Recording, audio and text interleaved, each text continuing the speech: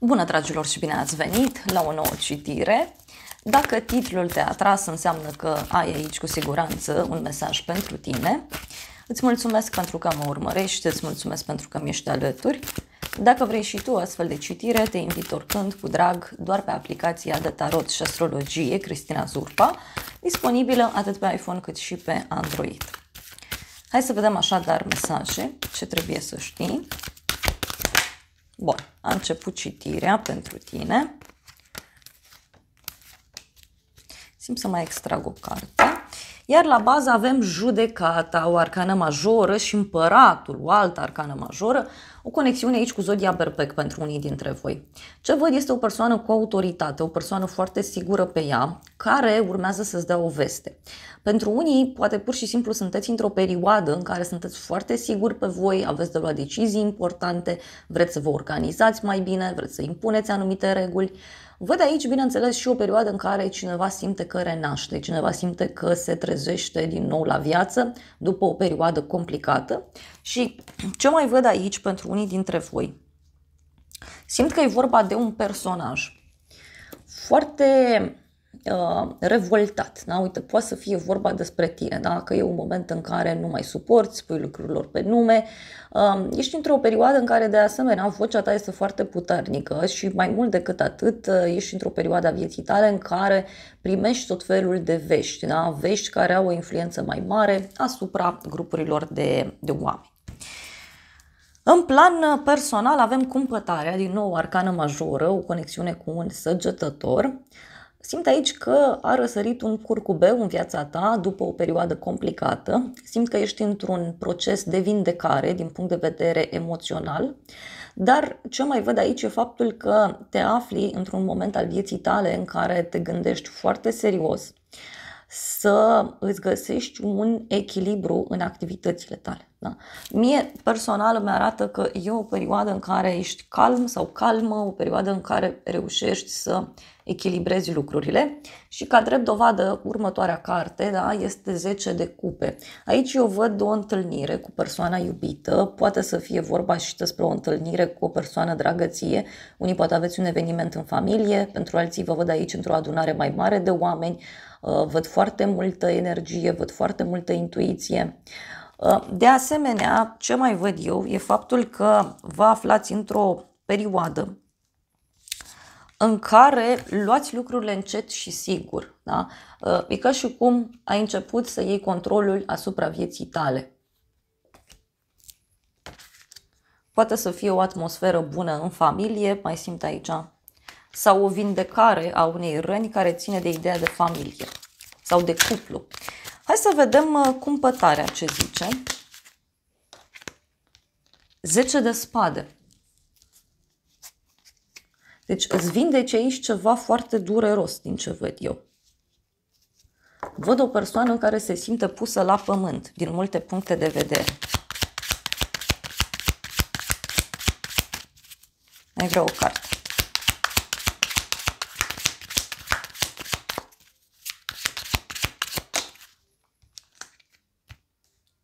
Avem așa, 7 de monede, 10 de bâte.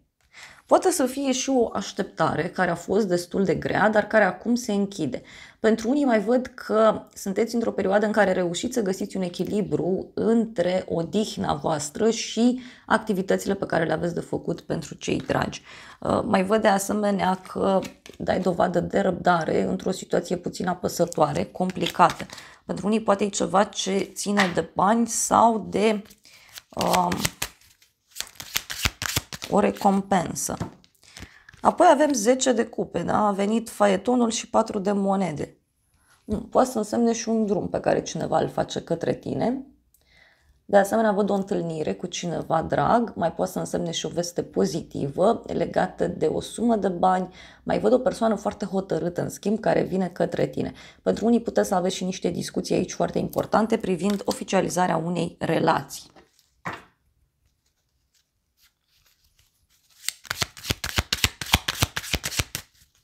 E cineva foarte hotărât.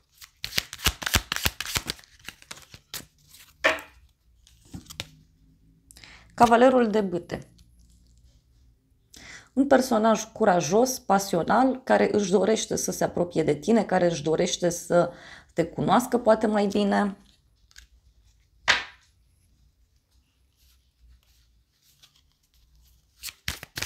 Pentru unii poate să însemne și că cineva apare pe neașteptate, dar oricum ar fi, repet, eu văd pe cineva care e foarte luptător, e foarte hotărât și această persoană te poate contacta foarte curând. Mai vreau un mesaj. 10 de cupe, deci e o întâlnire perfectă, e o ieșire undeva pe care o poți face cu o persoană dragă. Și avem 2 de monede. Cineva care parcă îți pregătește o surpriză, e cineva care jonglează între două lucruri, două situații, cineva care e foarte cumpătat din fire. Da? Dar văd un cavaler de cupe totuși, cu un noroc, deci cineva are parte de o bucurie, de un noroc și vine către tine să o împărtășiți. În continuare avem soarele, foarte frumos, o conexiune cu zodia Leu, dar ce văd aici e o bucurie pe care tu o ai din punct de vedere profesional sau poate chiar financiar. E ca și cum devii mai cunoscut, mai cunoscută, devii mai apreciat la locul de muncă, iar pentru unii putem să discutăm pur și simplu despre o perioadă în care lucrurile sunt mult mai clare, da, în viața voastră, lucrurile încep să arate diferit. Poate să fie un șef sau o persoană cunoscută care îți dă o veste eliberatoare. Apoi, următorul mesaj e valetul de monede. Ce văd aici e o veste bună pe care o primești, fie legată de un proiect nou, fie legată de un nou loc de muncă, o nouă activitate. Valetul de monede vorbește și despre studiu, despre analiză, deci poate e o perioadă în care te gândești să studiezi ceva, să înveți ceva.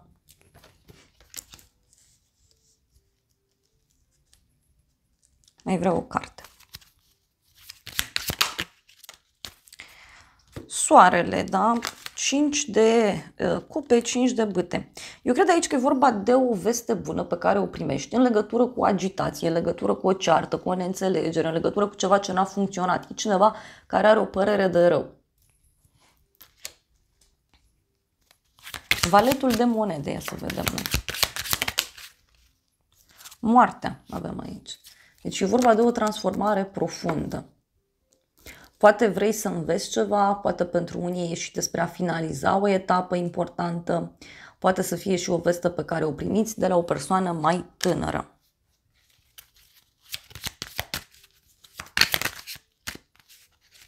Eremitul, o legătură cu soția Fecioară. Pentru unii simt aici că e un moment în care vă doriți o simplitate aparte în viața voastră, vă doriți multă liniște, multă pace.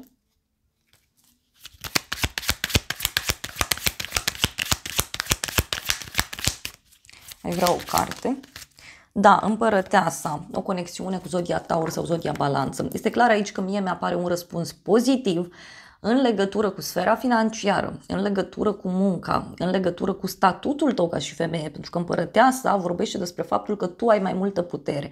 E posibil ca unii dintre voi să vă recăpătați acea forță pe care vă doriți, dar ce mai văd e un răspuns pozitiv care pur și simplu ți aduce liniștea. Asta văd clar. Hai să vedem surpriza. Surpriza e 8 de cupe, prima carte, deci cineva care renunță, cineva care dă la spate, poate să fie o persoană care abandonează un anumit lucru sau poate să fie și o persoană care riscă ceva anume. Se dă la spate, deci cineva renunță, cineva pleacă.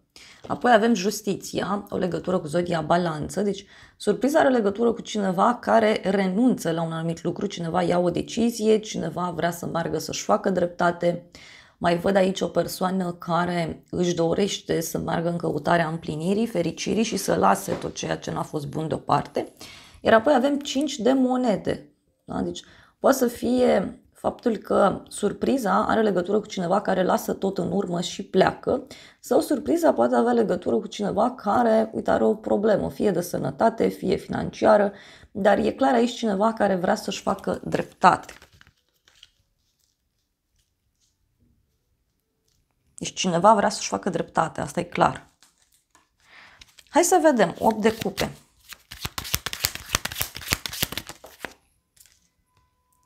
8 de cupe, 8 de bâte. Deci vestea asta o primești foarte rapid, da? Fie prin intermediul internetului, fie primești un apel telefonic, un mesaj.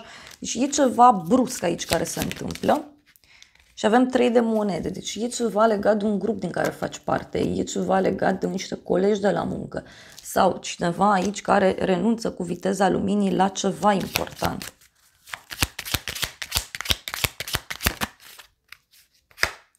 Șase de cupe. Dreptatea asta are legătură cu un suflet pereche sau decizia aceasta are legătură și cu trecutul pentru unii dintre voi. Cineva care vrea să recupereze. Da? Și ultimul mesaj e 9 de monede. Poate să fie cineva care a obosit într-o situație anume și își dorește liniște, pace. 9 de monede, uite, e un moment aici în care cineva e în vacanță, e într-o pauză, se bucură de timpul liber, este o persoană independentă, cineva care se bucură de abundență. Și avem din nou 10 de cupe.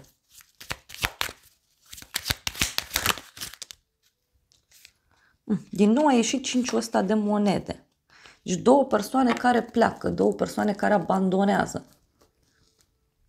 Pentru alții mai poate să însemne aici și o persoană care are niște probleme, fie de sănătate, fie probleme cu banii.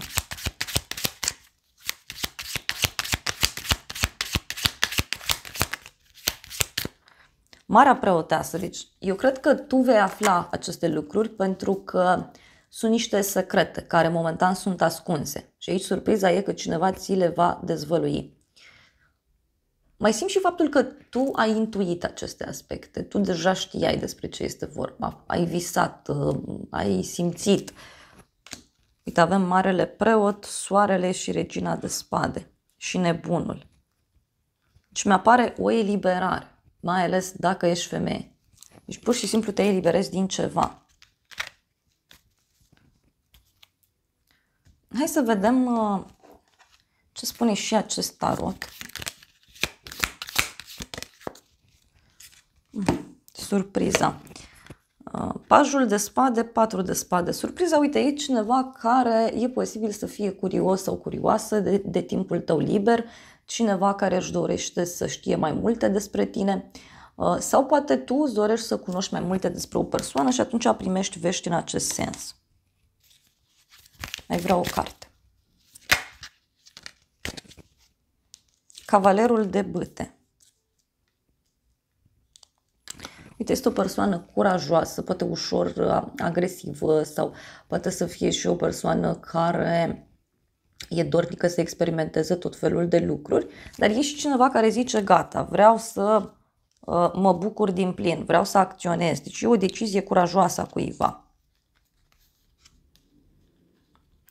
Dar văd clar și un personaj care se luptă cu ceva. Sunt niște probleme aici care, să știți, fie țin de bani, fie sunt niște probleme care țin de stabilitatea voastră. Uite, avem judecata și Regina de bâte, deci cineva e judecat aici. O legătură avem cu o zodie de foc, leu, berbec, săgetător. Deci surpriza e clar, are legătură fie cu un personaj pe care tu nu-l suporți, nu-l agreezi, da? Și persoana aceasta trece printr-un moment în care e judecat sau judecată, fie aici discutăm despre cineva care se revoltă, cineva care fuge, care pleacă. Și poate să fie o rivală sau un rival, poate e cineva pe care nu-l suporți sau nu te suportă. Ia să vedem ce zice și oracolul ăsta. Da, avem dragonul zburător, da, aici e vorba de lucruri care vin la lumină, schimbare, vindecare. Deci pot ieși niște secrete, așa cum am zis, la suprafață. Cineva căruia este teamă de abandon, dar care acum are curajul necesar și dă la spate o situație toxică. Apoi avem o ceașcă de cafea, o întâlnire, o conversație, a savura momentul, prietenie. Deci poate sunt niște declarații pe care cineva ți le face la o întâlnire. Iar apoi avem inima cu o cheie, bun venit în dragoste, a întâlni persoana potrivită, a fi foarte bine împreună. Eu cred că e cineva care tot a evitat să dea la spate, fie un mod toxic prin care acționează, fie cineva a evitat aici cu siguranță să renunțe, poate la un obicei toxic, poate la o problemă în care se afla. Și uite, e cineva care reușește să depășească niște obstacole.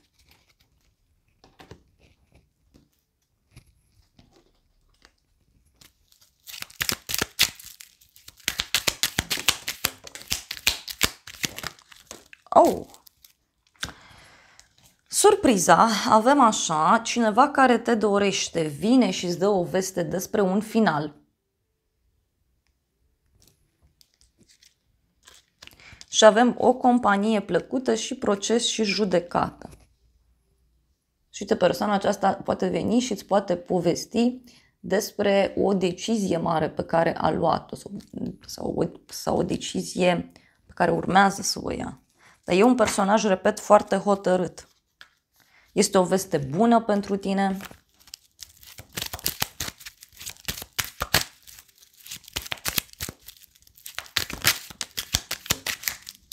Și avem așa, cununie, relație, noroc. Deci poate să fie și un noroc aici legat de un contract, legat de o relație în sine, dar totuși văd o persoană vicleană, da? O persoană căreia, știu eu, i s-au închis drumurile și e posibil să afli despre acest lucru.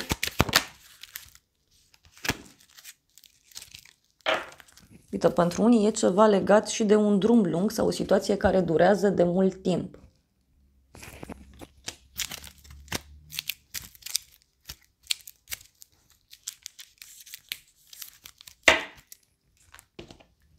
Hai să vedem ce zice și oracolul meu.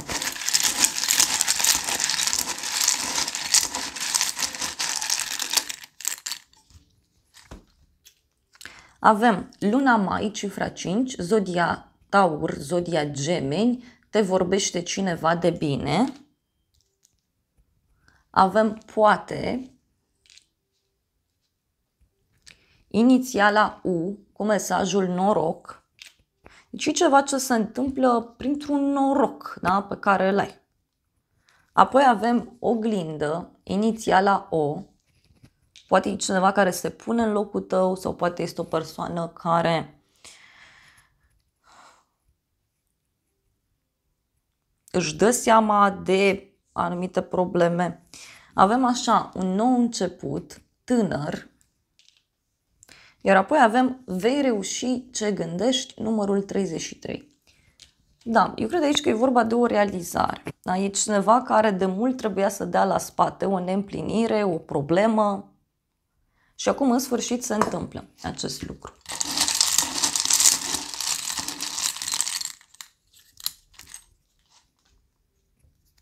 Și avem așa, aer, noutăți plăcute, deci niște vești care vin cu viteză, iar apoi avem intuiție, un noroc neașteptat. Surpriza aici pentru tine are legătură și cu ceva ce tu ai intuit. Și poate poate ai vrut să ajuți pe cineva.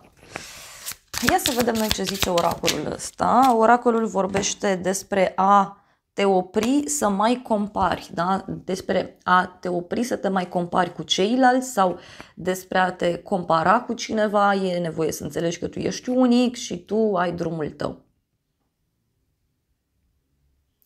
Merele nu se compară cu portocalele.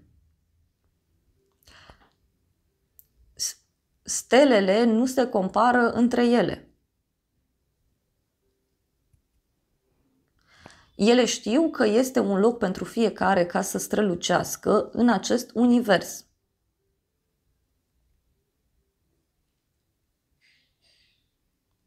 Ți se spune să te concentrezi pe realizările tale, pe ceea ce tu ai, pentru că fiecare om este frumos în felul său.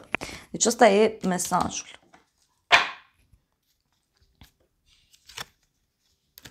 Și că felicitări, tu ai reușit. Bun, hai să vedem acum un ultim mesaj de la Îngerii Romantici.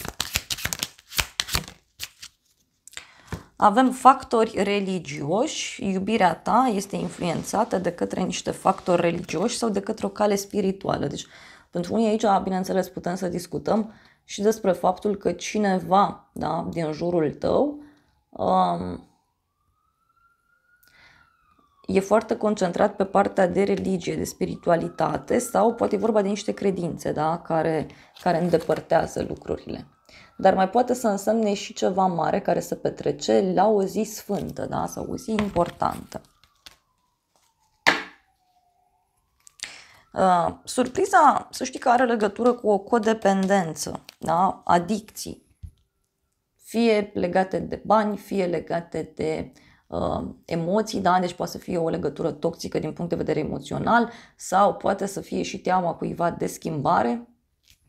Deci e clar, surpriza are legătură cu o situație toxică care se rezolvă. Dragilor, acestea au fost previziunile de această dată. Eu vă mulțumesc pentru prezență, vă îmbrățișez cu drag, sper din suflet să vă fie de folos informațiile și să ne revedem cu bine și data viitoare. Eu vă doresc să aveți parte de o zi sau de o seară cât mai frumoasă.